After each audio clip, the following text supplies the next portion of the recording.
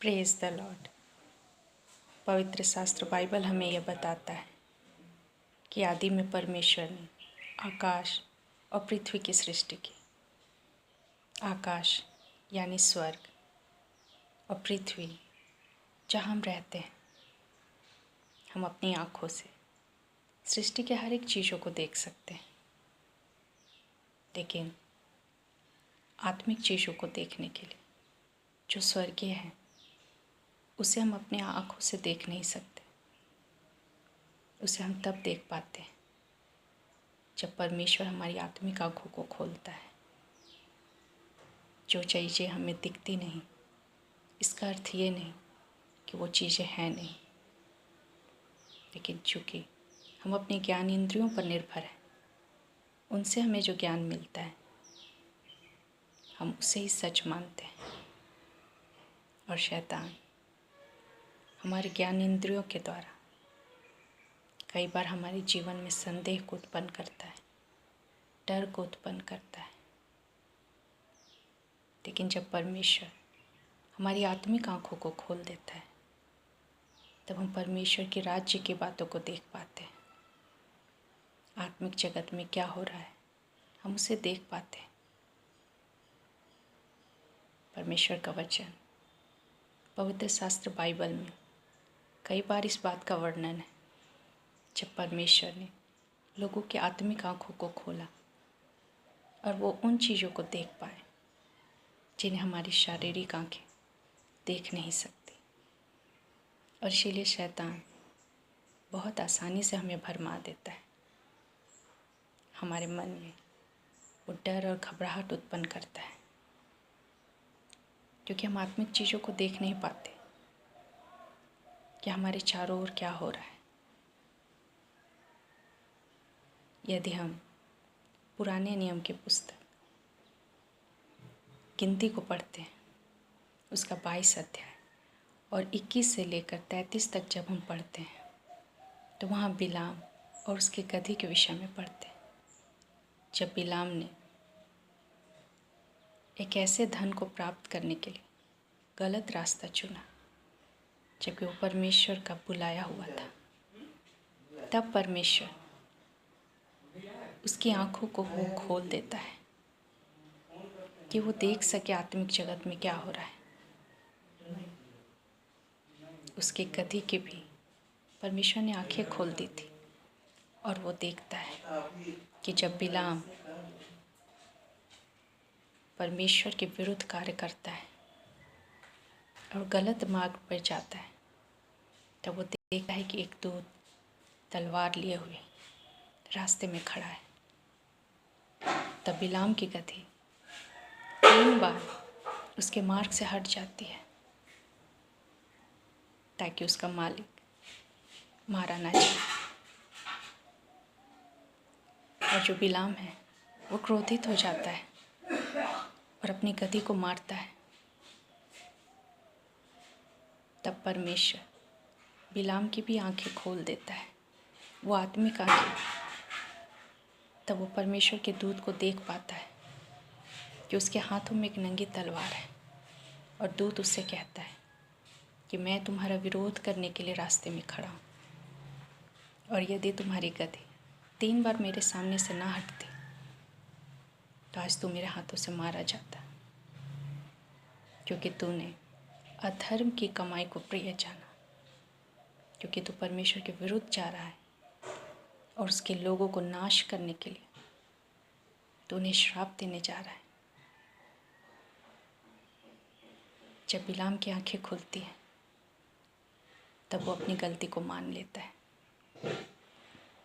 कई बार ऐसे ही जब परमेश्वर हमारी आत्मिक आंखों को खोलता है, तब हम अपनी गलतियों को देख पाते हैं। वो गलतियाँ जिन्हें हम अपनी शारीरिक आंखों से देख नहीं पाते, क्योंकि वचन बताता है कि शैतान ने इस संसार के लोगों को अंधा कर दिया है ताकि वो सत्य को ना देख सके। तो परमेश्वर से हमें वैसी आंखें मांगनी है, वो आत्मिक आंखें, कि उसके द्वारा हम परमेश्वर के राज्य को देख सकें, उसके राज्य की बातों को देख सकें, उस आत्मिक संसार को देख सकें जिसमें अद्भुत बातें होती हैं। ऐसी ही एक घटना, जब हम दूसरा राजाओं उसका 6ठा अध्याय उसका 15 से लेकर 17 पद तक पढ़ते हैं तो वह हम एलीशा के विषय में पढ़ते हैं। वो एक महान भविष्यद्वक्ता था इज़राइल का, और जब भी इज़राइल पर अरामी सेना आक्रमण करने आती थी तब एलीशा राजा को बता दिया करता था कि वो कहाँ घात लगा के बैठे हैं, और उनकी योजना विफल हो जाती थी। तब आराम के राजा ने एलीशा को पकड़ने के लिए एक दल भेजा, और जब उसका सेवक सुबह उठकर देखता है तो एक बड़ी सेना को उसने देखा कि उसने नगर को घेर रखा है, और वो डर जाता है। तब एलीशा प्रार्थना करता है कि हे यहोवा, मेरे दास की आत्मिक आँखों को खोल दे।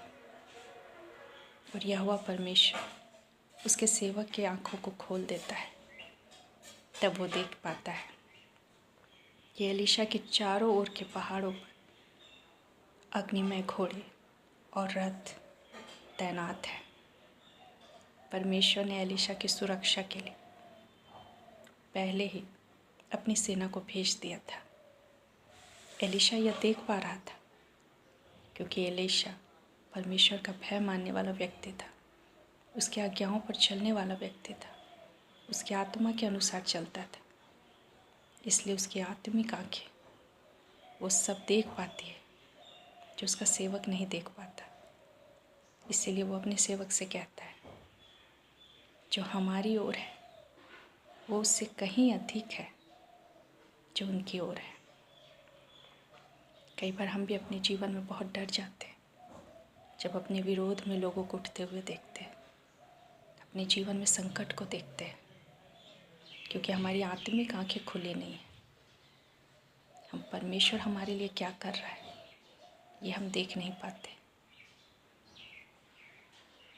जब भी शैतान हमारे विरुद्ध कुछ लेकर आता है तब परमेश्वर अपनी सेना को हमारे लिए भेजता है, अपने स्वर्गदूतों को हमारी रक्षा करने के लिए भेजता है ताकि हम सुरक्षित रह सकें। लेकिन चूँकि हमारी आत्मिक आंखें बंद हैं इसलिए हम परमेश्वर की सुरक्षा को देख नहीं पाते, और इसलिए घबरा जाते हैं और घबराहट और डर में कुछ गलत निर्णय को लेते हैं।